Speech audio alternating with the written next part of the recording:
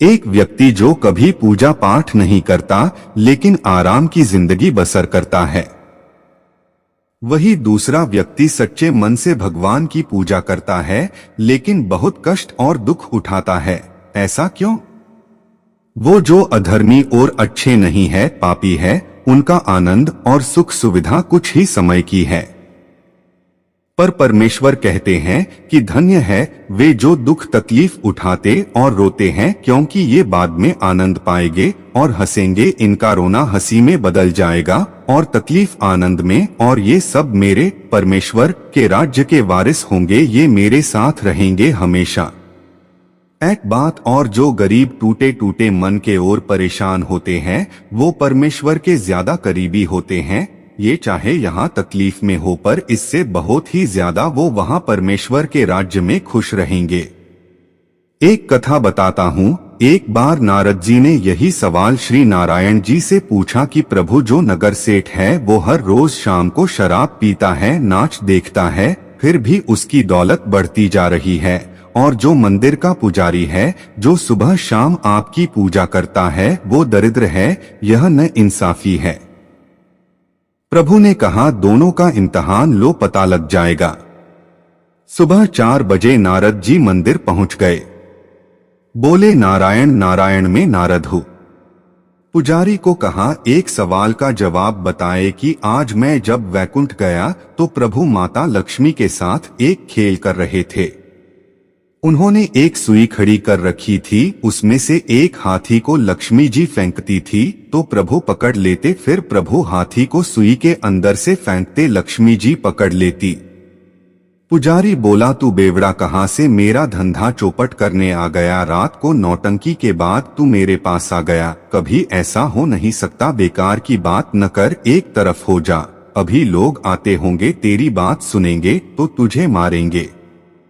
अब नारद जी शाम को सेठ के पास गए। वो दुकान बढ़ाकर शराब की बोतल खोलने वाले थे कि नारद जी ने आवाज लगाई, नारायण नारायण सेठ जी, मैं नारद। सेठ जी उठे, प्रणाम किया और बोले, अहो भाग्य। उसने नारद जी को अपना आसन दिया और आवभगत की।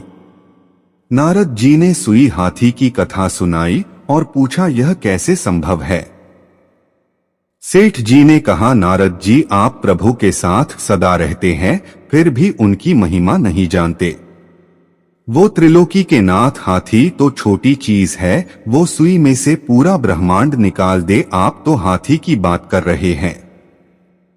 नारद जी प्रभु के पास पहुंचे और बोले, पता लग गया।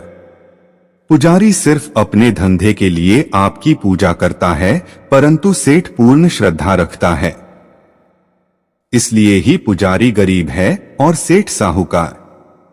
हम श्रद्धा के साथ उसको एक क्षण भर भी ध्यान लगा ले, कोई दिखावा न करे, आप प्रसन्न रहेंगे। कष्ट पाना या सुख भोगना हमारा प्रारब्ध है। प्रारब्ध कर्मों से बनता है, जो कर्म हम कर चुके वो तो भोगने होंगे, परंतु श्रद्धा से शुभ कर्म करते रहे।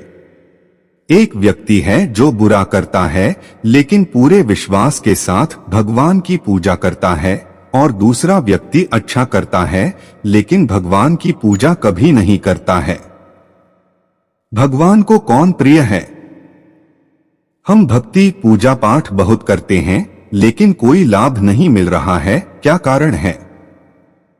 पूजा करने की सही विधि क्या है? जो लोग रोज सुबह पूजा करते हैं, क्या कभी देर हो जाने पर ऐसे लोग शरबत पीकर भी पूजा कर सकते हैं? जब इतनी पूजा पाठ कर ही लेता है, तब जो दुख और कष्ट आते हैं उन्हें भगवान का प्रसाद समझकर सहन कर लेता तो दुख खत्म हो जाते, कष्ट भी कष्ट जैसे नहीं लगते। हमारी अस्वीकृति सुख को दुख में बदल सकती है और स्वीकृति भारी से भारी दुख को सुख में बदल देती है। साधारण सी बात है, इसके लिए तो अध्यात्म में भी जाने की जरूरत नहीं, बस साधारण सा मनोविज्ञान। सच्चे मन से कर रहा है तब दुख तो होगा ही, मन स्वयं ही दुख का कारण है। जब तक मन है तब तक दुख है, और जितने दुख होंगे मन उतना ही मजबूत होता जाएगा और दुखों को जन्म देगा। जब भोगता है तब भोग्य भी परिमाण में बढ़ जाता है। कभी गौर किया होगा कि उन क्षणों में जब मन नहीं होता कोई दुख भी नहीं होता। कभी सूर्योदय के समय आकाश की विशालता में जब हम स्वयं खो जाते हैं। निरंतर परिश्रम के बाद कुछ एक ऐसा भी क्षण आता है जब हम पूर्णतः विश्राम में चले जाते हैं। यदि हम होशपूर्वक चलें, दृष्टा होकर जिए, तब ऐसे क्षण बढ़ते जाते हैं और विचारों की पकड़ ढीली पड़ जाती है। ऐसे ध्यान के क्षण ही सही अर्थों में पूजा के क्षण होते हैं। शेष तो साधारणतः हम अपनी ही भय, आकांक्षा, भविष्य की योजनाओं और स्मृतियों की मूर्ति बनाकर पूजा कर रहे होते हैं। हमने भगवान को भी उसी क्षुद्रता के तल पर ले आया है जहां हमारा मन है। इसमें कोई आश्चर्य नहीं है। और निवेदन है कि सुख की आशा तभी हो सकती है जब दूसरा खो जाए, क्योंकि दूसरा खो जाएगा तो हम भी खो जाएंगे। हमारा मन बाह्य आधारों पर टिक है। जिस दिन ये गिरे, भीतर कोई जगह ही नहीं जहां मन खड़ा हो पाएगा। फिर यह क्षुद्रता कैसी?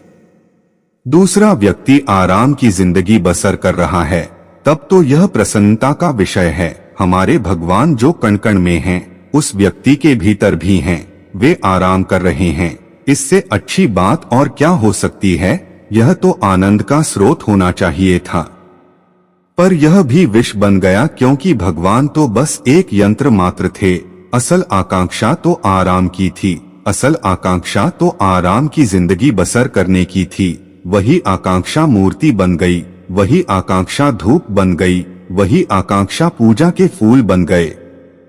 यह भी कोई बुरी बात नहीं, पर एक बात तो गांठ बांधनी होगी। इच्छाएं मूलतः दुख का ही बीज हैं। जिसे हम भावी सुख समझ रहे हैं, वह मूलतः विष बीज है। जब वह पुष्पित पल्लवित होगा, तब अमरबेल की तरह सारे पोषण को चूस लेगा।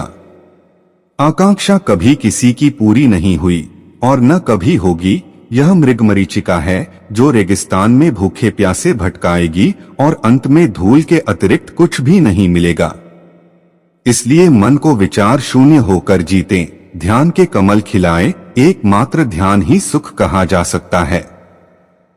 तो थैंक यू दोस्तों। वीडियो अच्छा लगे तो लाइक करें और चैनल को सब्सक्राइब करें और कमेंट में बताएं कि इससे क्या सीखने को मिला।